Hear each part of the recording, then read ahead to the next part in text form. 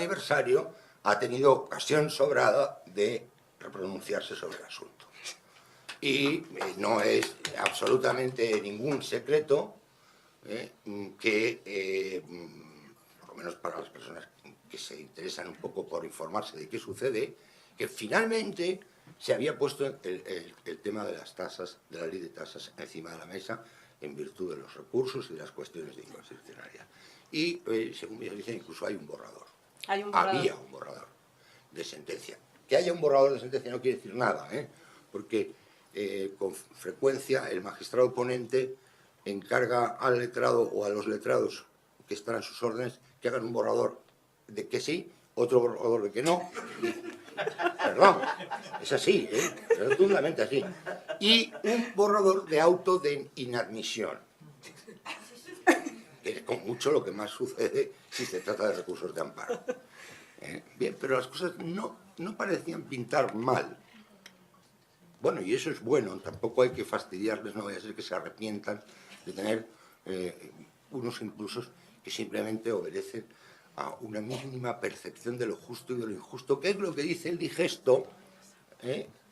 Yo soy muy radical, sí, claro, porque quiero tener raíces y las tengo hondas. Y me voy al principio del digesto y me encuentro con la definición de jurisprudencia, de ciencia del derecho.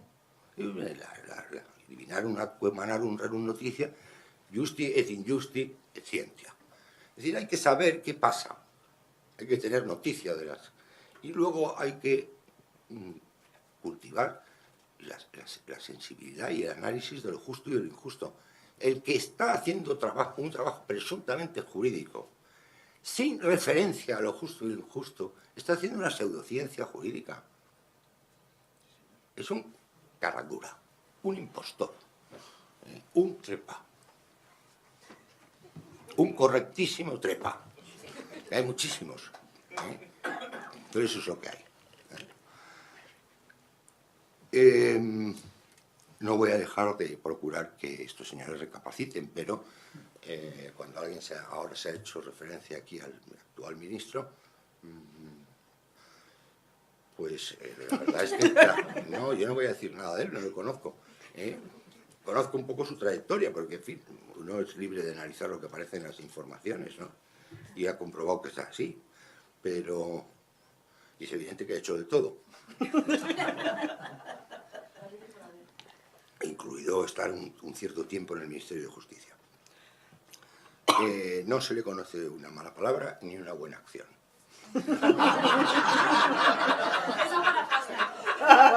Excepto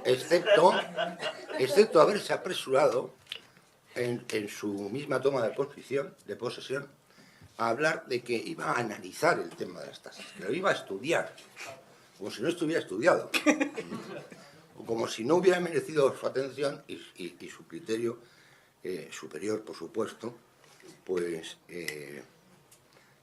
no estuviera suficientemente formado. Bueno, y entonces han aplaudido dignos representantes corporativos de la abogacía. Ya se entiende que esto va con cursiva, lo de dignos, porque el dignos hay aquí uno, que yo sepa, o dos. Dignísimos. Ejemplo, pero esto lleva mucho tiempo mal. Yo recuerdo las épocas no me voy a entretener ahora en un recuerdo de Antonio Pedro Ríos, titular de este consejo, presidente de este consejo y del decanato de Madrid, con quien comí a solas pocos días antes de su muerte en el Arce, y justamente él sacó una cosa de la que no hablaba, que era su sucesión, ¿no? Pues no, esto no tiene nada que ver. Si estuviera don Antonio Pedrol, esto no había ocurrido. Y yo no fui pedrolista nunca, y él lo sabía. Y además nos hablábamos de usted. El ministro, formalmente más responsable de la inicua ley, he sabido de su boca recientemente una cosa que yo imaginaba reconstruyendo las cosas. Al escaso año de haber aprobado la oposición, de la que inmediatamente fiscal, bueno, la oposición común a jueces y fiscales de haber optado por fiscal, pidió la excedencia y fue llamado a la Junta del Colegio de Madrid. Bueno, porque Antonio Pedrolo componía la Junta con criterios políticos. Y ponía unos cuantos de Alianza Popular, unos cuantos del PSOE, unos cuantos de... Bien, lo que pasa es que él estaba por encima de eso. Nunca el señor Ruiz Gallardón ha ejercido la abogacía. Por consiguiente, no ha ejercido ninguna profesión jurídica. Las cosas como son. No se lo voy a estar diciendo todos los días ahora que tengo que de vez en cuando que encontrarme físicamente con él, porque no quiero molestarme, sencillamente. Bien.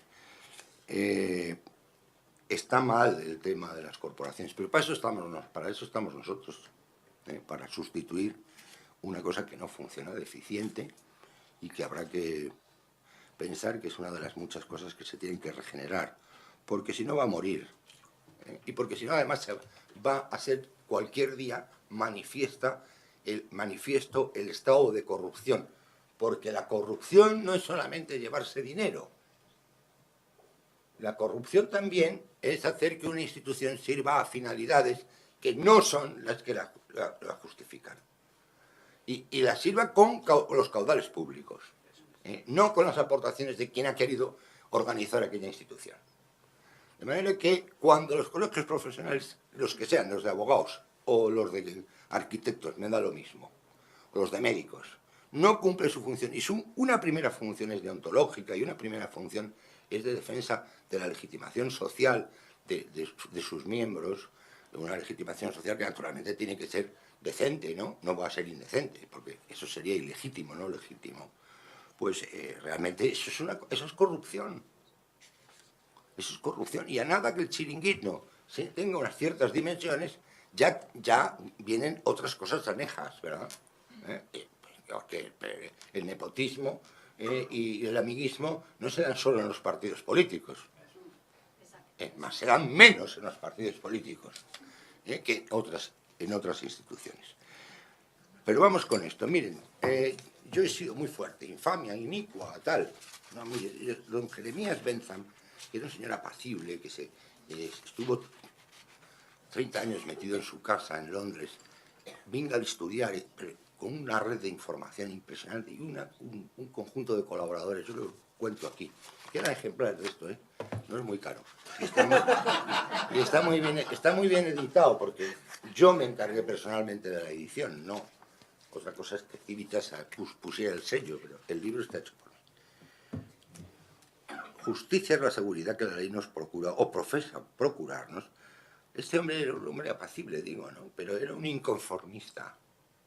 Era un tipo que no le parecía bien todo lo que veía simplemente porque existiera. Era un tipo al que le molesta que cuando a los 13 años, 13, porque era un superdotado, intenta entrar en Oxford, le digan, tiene usted que hacer, jurar los 30 artículos. Yo tengo que jurar los 30 artículos. ¿Qué artículos son esos? Los 30 artículos de la fe anglicana. No voy a jurar yo nada. Y así se pasa todo el tiempo. Pero como es una persona con una cabeza extraordinaria y de enorme laboriosidad, y tiene un equipo de colaboradores de primera división, entre los cuales está John Stuart Mill, nada menos, y Bowring, que es y algunos más, lean ustedes esto.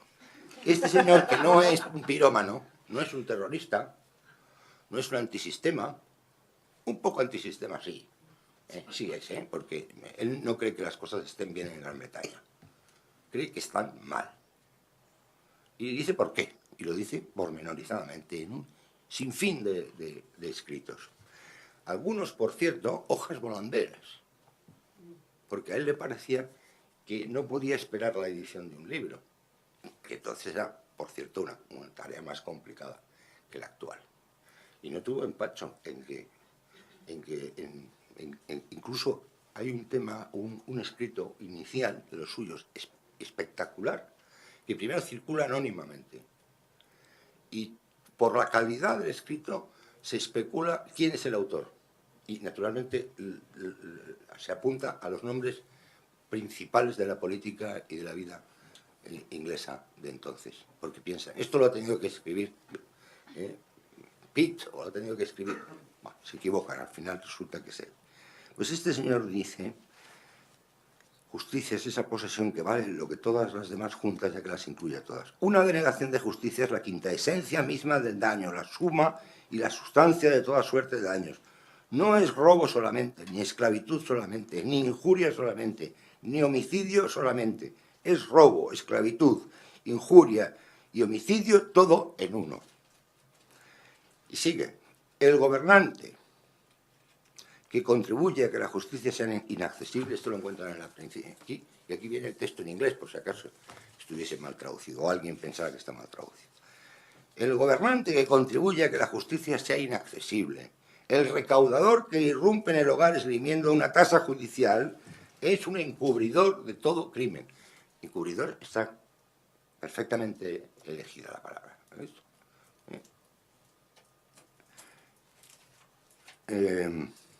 No es cómplice. Él utiliza el término encubridor.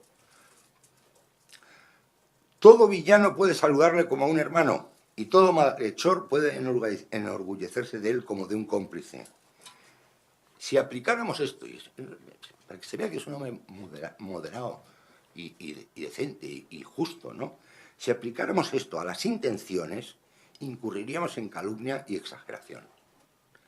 Pero se trata de una incontrovertible y desnuda verdad si, dejando a salvo la conciencia criminal y los motivos, y suponiendo que no son criminales ni dolosos, nos limitamos a los efectos y consecuencias de esas tasas. Es decir, él lo dice al revés en el texto original. Si nos fijamos en lo que concierne a las consecuencias de las tasas y dejamos aparte la intención criminal y las malas motivaciones, lo que ocurre con las tasas es una incontrovertible y unnaked truth. No sé, ven ustedes que no se corta, ¿no? Es decir, si tiene que decir que es